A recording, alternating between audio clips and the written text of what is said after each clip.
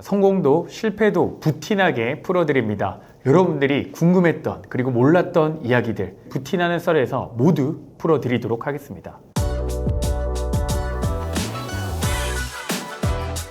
안녕하세요. 여러분들 부동산 경매 크리에이터 부비게이터입니다. 제가 부동산 경매 도중에 직접 겪었던 썰을 여러분들한테 모두 다 털어드리려고 하거든요.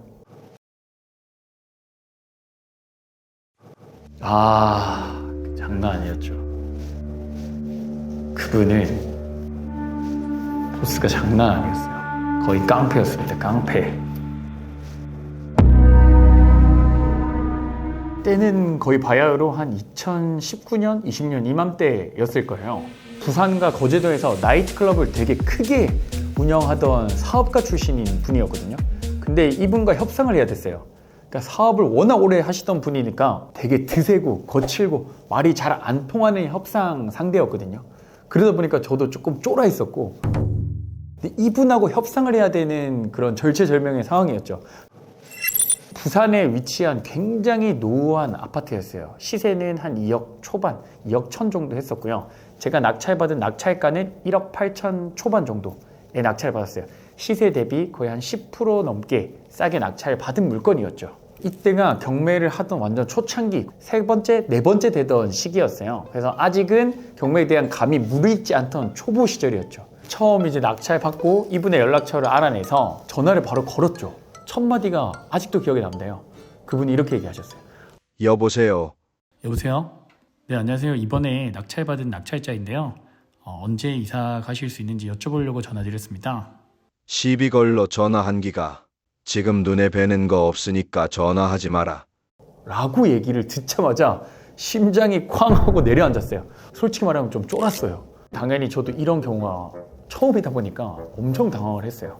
그래서 다시 전화를 걸어서 100만 원 이사비 드릴 테니까 언제 나가실 수 있냐고 여쭤봤어요. 그랬더니 이분이 얘기하시는 게, 야, 장난하냐?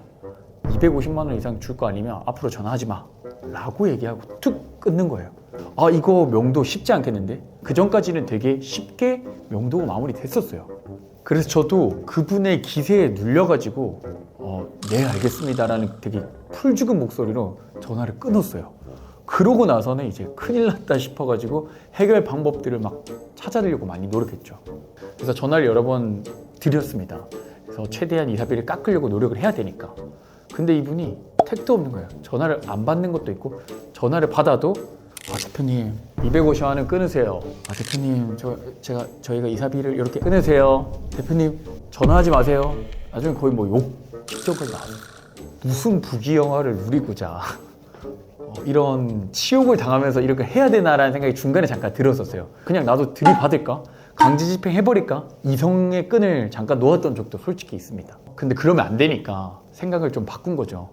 전화는 지금 시도 자체가 안 되니 문자로 좀 설득을 해보려고 시도를 한 거죠. 구구절절 제 사정을 담아서 얘기를 했어요. 보통 이제 명도할 때는 제3자합법, 그러니까 회사 직원인 것처럼 하거든요.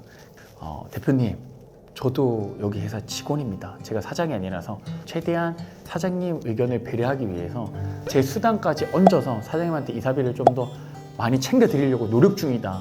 이걸 좀 알아달라 라고 하소연을 엄청 길게 했습니다. 이 간절한 마음이 통했는지 되게 불쌍해 보였는지 그분이 연락이 이제 답장이 오신 거죠. 그래서 만나기로 약속을 하나 잡았어요.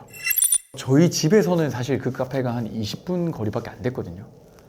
근데 이게 왜 그날따라 왜 그렇게 막 2시간 같이 느껴지는지, 그 기성길에 차량 밀리는 것처럼 차라리 더 밀렸으면 좋겠더라고요. 왜냐면 그분하고 만나기가 되게 겁났어요.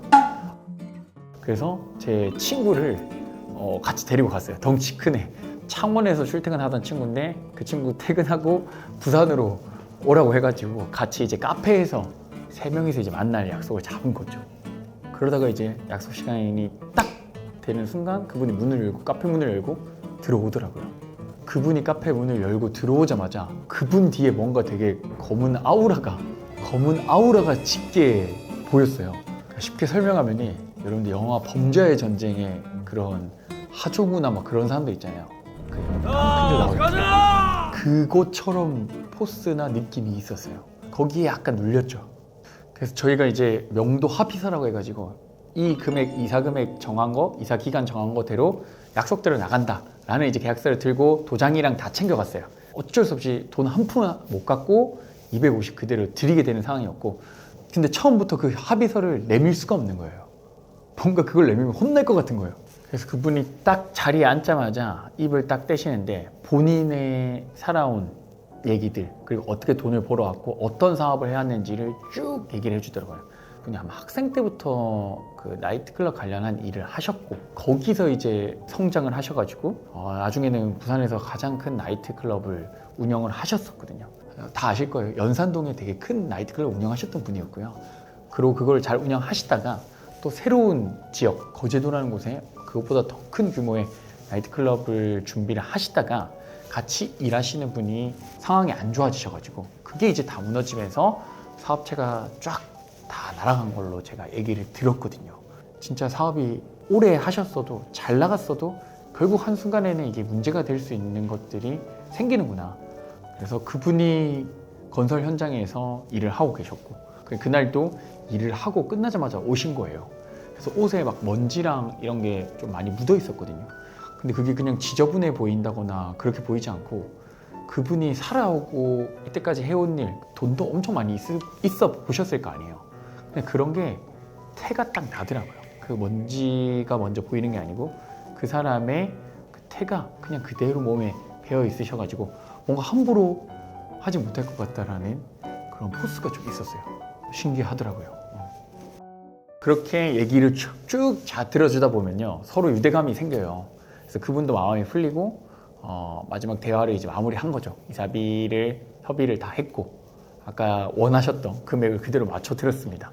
정말 안 나가실 것 같아서 맞춰 드렸더니 또 이제 약속은 또 되게 잘 지키셨어요.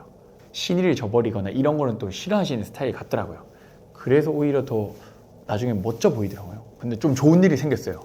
뭐였냐면 명도 과정이 생각보다 원래 걸리는 기간보다 한 달 정도 더 길었거든요. 근데 그 기간 동안 아파트 가격이 올랐어요. 그러다 보니까 이게 수익적인 측면에서 봤을 때 거의 2배 이상 순수익으로 제가 이 아파트를 거뒀거든요. 오히려 좋아 라는 그런 상황이 돼버린 거죠.